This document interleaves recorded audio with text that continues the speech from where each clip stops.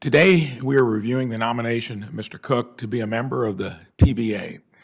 Mr. Cook, the board of the TVA, Mr. Cook brings with him a long career developing broadband infrastructure in both urban and rural areas.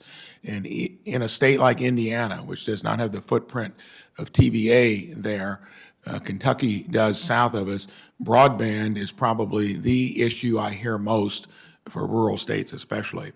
It's a skill set that is particularly relevant today as the country continues to recover from the economic consequences of COVID-19, and as Congress looks at ways to address underlying economic disparities brought to the forefront this year.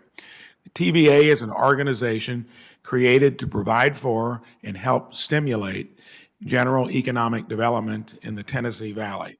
And while the agency was largely successful at achieving its core mission, history shows that without clear objectives and a board pursuing innovation, the TVA could fall behind, negatively impacting its ratepayers and the nation. It is the responsibility of the TVA Board of Directors to set these goals and objectives for the agency. In previous hearings, I have noted my desire to see the TVA continue to serve its dual mandate, a utility representing the people of the Tennessee Valley and a hub for investment and innovation for the nation as a whole. In many cases, the TVA is achieving this mission.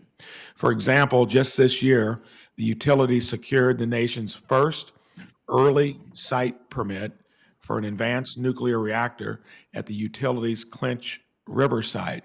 I'm on another subcommittee in EPW, and this committee as well, that has actually talked about that, and that may be the baseload generator of the future. So neat to see that the TVA has led the way on that. Advanced nuclear technology is a principal bipartisan interest of this subcommittee and the EPW committee as a whole. Just last week, the full committee approved the American Nuclear Infrastructure Act, a bill designed to, among other things, capitalize on the investments the TVA has already made and to provide federal support for commercialization of this next generation technology. I think a lot hinges upon it, and TVA is at the forefront. Mr. Cook, I look forward to working with you to advance America's investment in advanced nuclear technology. Before I conclude, I want to briefly mention one of the challenges the TVA has recently faced.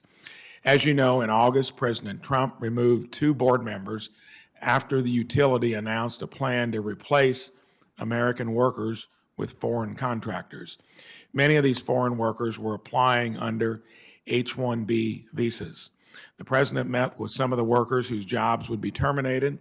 In that meeting, he stated clearly that H-1Bs should be used for top, highly paid talent to create American jobs, not as an inexpensive labor program to replace American jobs.